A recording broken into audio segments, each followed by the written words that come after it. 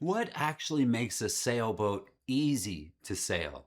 It's not simply being small or slow or designed for beginners. A 25-foot boat can be exhausting if the controls are awkward and the sails are difficult to manage and the helm demands constant attention.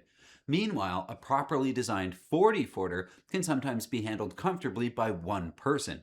The difference is not just size, it's how the sail plan and deck layout and reefing systems and steering and visibility all work together. So if you're shopping for a sailboat or trying to make the boat you own already easier to use, these are 7 features that matter the most.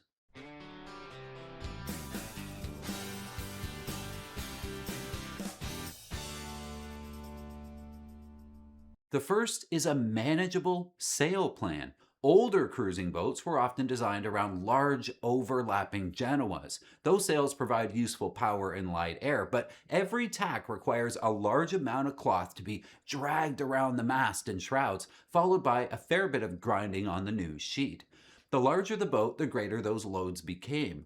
A smaller working jib, a non overlapping headsail, or a self tacking jib can make the boat dramatically easier to use, especially for a couple or a single handed sailor. Why do you think Island Packet uses that Hoyt jib boom on basically everything? Modern cruising designs often combine now a large mainsail with a smaller high aspect jib for exactly this reason. But there is a trade off. A smaller self tacking jib may leave the boat underpowered in light air or on a reach or run. So many boats now add a code zero on a furler or another light air sail of some kind. Easy sail handling doesn't have to mean accepting poor performance. It means choosing the simplest working sails for normal conditions and carrying a manageable option for when the wind gets light. The second feature is control placement. People often advertise a boat by saying that all the lines are led aft to the cockpit, and that sounds ideal, but it doesn't answer the more important question: where in the cockpit? If the halyards and sheets and traveler controls and reefing lines terminate on the coach roof 6 or 7 feet ahead of the helm, they may technically be in the cockpit while remaining completely inaccessible to the person steering the boat. My boat, Lady K, is a good example. She's a Sparkman and Stevens from the 80s, and the Traveler is mounted on the coach roof, which keeps it out of the cockpit and gives the main sheet a useful location. But when I have guests aboard, I often can't reach the Traveler from behind the wheel. If someone's sitting between me and the companionway, adjusting the main becomes a negotiation. The same problem applies to the primary winches. Once I'm behind the wheel, I'm largely stuck behind the wheel. Trimming the jib means asking somebody else to do it for me, or I have to leave the helm or I have to squeeze around that wheel that seems to grow several inches every time people fill the cockpit. None of those controls is badly made by any means. The problem is that they don't form an easy single-handed workstation.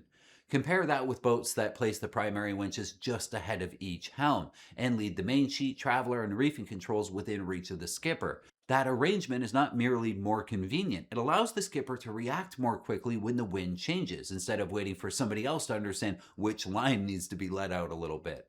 The third feature is an easy way to raise, reduce, and put away the mainsail.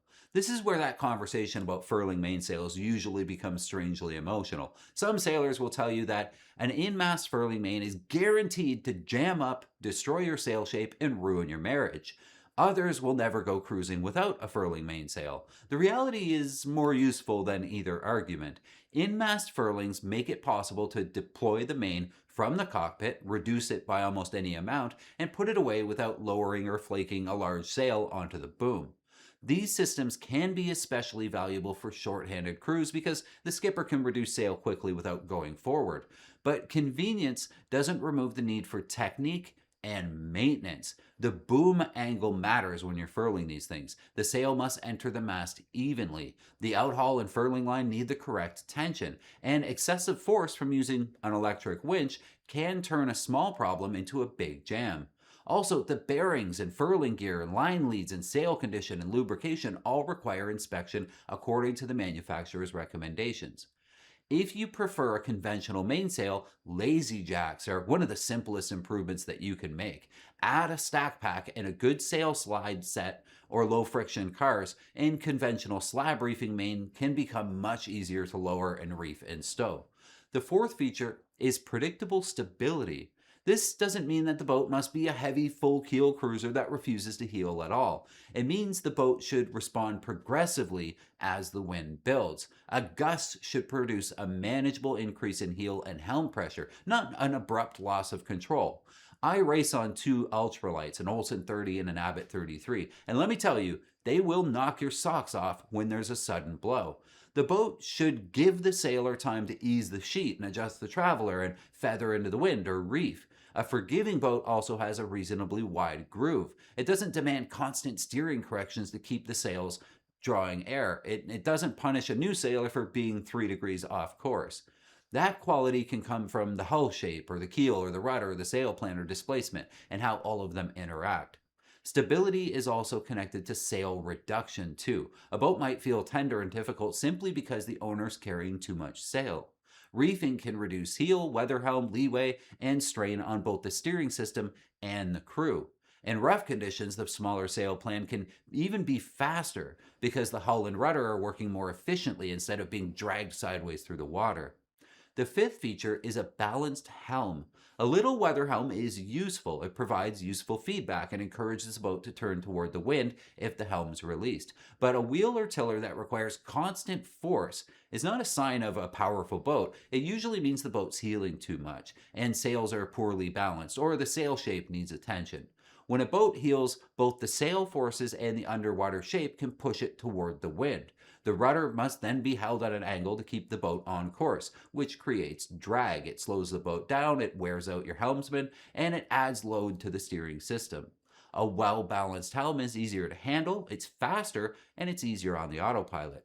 This is another reason that placement matters. If a gust hits and the helm becomes very heavy, the skipper should be able to ease the main sheet or drop the traveler to flatten the sails, or begin reefing immediately.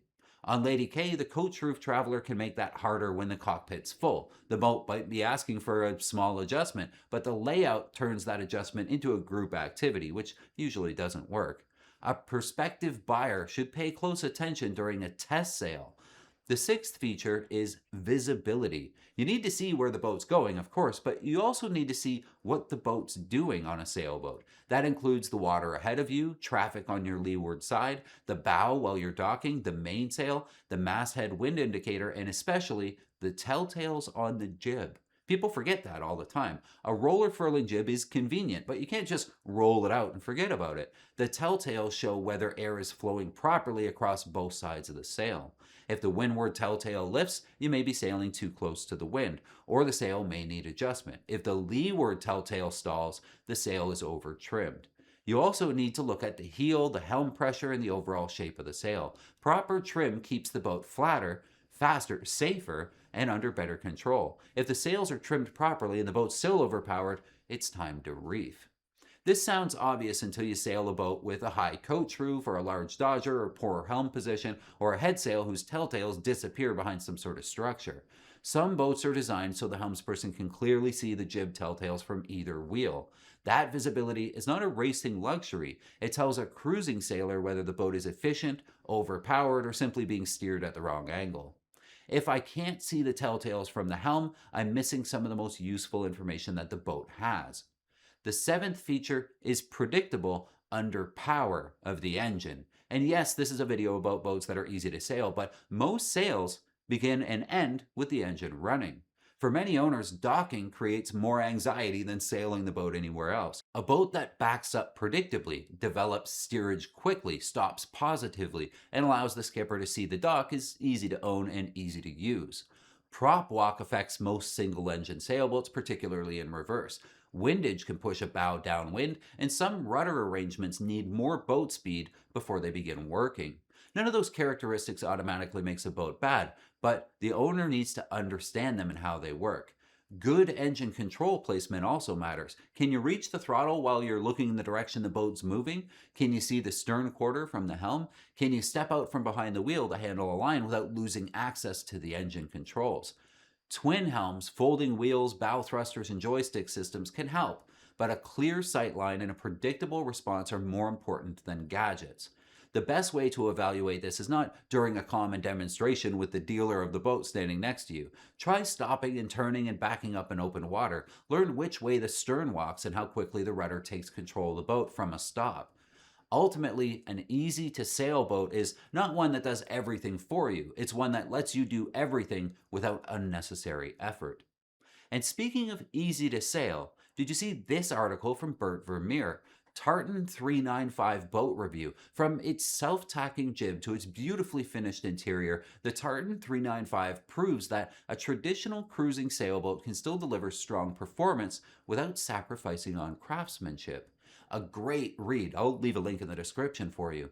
While you're here, don't forget to give this video a thumbs up. It really helps us out, but also it lets YouTube know that you like sailboat videos, so it'll show you more of them. How cool is that? And hit subscribe so we can see you again next time.